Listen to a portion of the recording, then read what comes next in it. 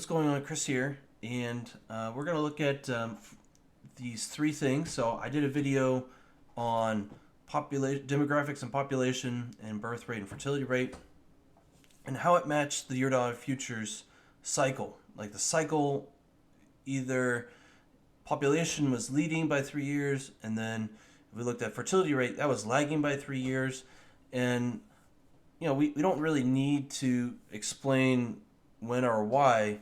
We need just to sell and buy. And basically, whenever the Eurodollar futures curve or the cycle was just in the middle. So population was leading by 3 years. Fertility rate was lagging by like 3 years. And then we had Eurodollar futures cycle in the middle. And the population cycle was 11 years. And then the fertility rate was 22 years. So it matched the Eurodollar future cycle, which is 22 years. So I thought that was really interesting, coincident data. And, we're kind of getting an idea of like, when's the next big boomer? Is that going to come this decade or century? That's kind of the next question. Obviously, these are cycles 22 years, so we kind of have to guess, okay, if the small fractal cycle is 22 years, what is the big one? Is it 88? Is it 44? Is it 22, like years from now? Or is it over 100 years from now? So, but we could get a good idea of just when we're getting close, and usually it's with a break of trend. And we got one piece of the puzzle, which is the cycles and just some key dates just to be looking for a change in trend. And, my girlfriend tells me that, I see it too, that a lot of our friends are having babies and babies everywhere. Everybody's having babies. But, here we get to see the data. And obviously this might be lagging like, 3 months, 6 months, but the data is still real. And we're still in a downward fragility cycle, fragility window where things are fragile, and people might get scared to have kids once the poop hits the fan, and that growth will definitely stop. Like baby formula running out, or times getting tough and hard to afford things, or loss of assets or liquidity will definitely stop that dead in its tracks. Like, I'm not against anything. I'm just saying, like, it's hard to have growth when there is no growth.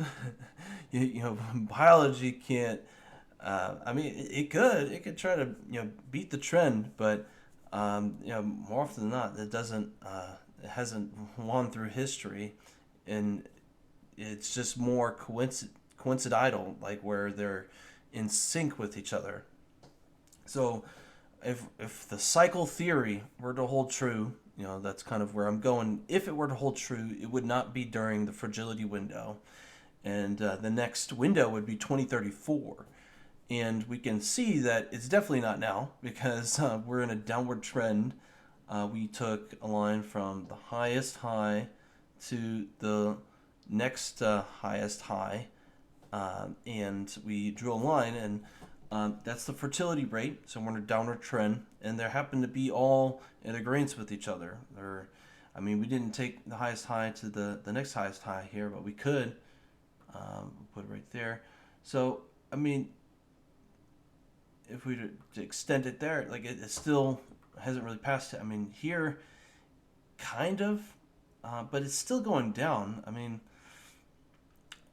That's why I think the line that this computer drew in is the best. Like, we haven't really seen the change in trend. We're making lower lows, so this can't be the line of decision, the one we drew from here to here. It could still go lower. So we want us to see a line of decision, and that one's a good one. Another one would be a change of trend according to the market structure, getting above this high here. But it looks like a trend continuation. We still have further down to go on the fertility rate and birth rate, and then population, total population growth for the world. This is the World Bank. Still looks like we're going lower.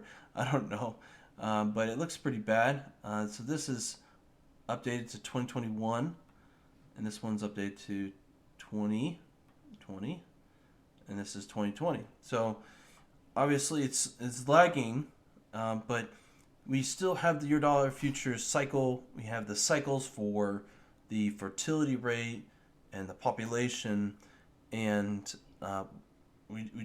even if we were taking the population growth cycle, it's pretty much plus 3 years from when the Eurodollar futures cycle starts as 2034. So it'll be 2030. So we're still not anywhere close to like any kind of growth in population.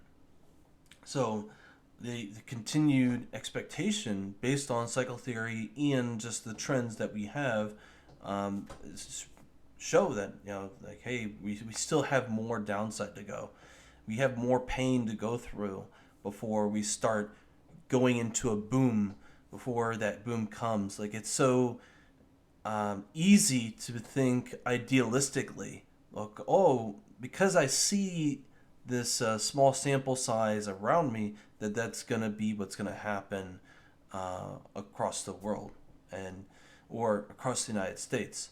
And that's there's just so many moving parts. It's so big that we kind of have to use some like professional data that's like taken a huge like census or just big swath of numbers to be able to sift through things that might be fake outs, because they do exist. Fake out data definitely exists, and can really skew your view of just what's the real data, real data versus the fake out data. And another way is by taking two kind of systems of math or probability and making a hybrid system and seeing what's the coincident, the coherent or confluent data saying. And right now, based on the cycle theory, on the demographics and Eurodollar futures, and the trend probabilities that we've drew, based on trend, it's still a downward trend, and we have downward cycle. We have a downward cycle right now, the fragility window.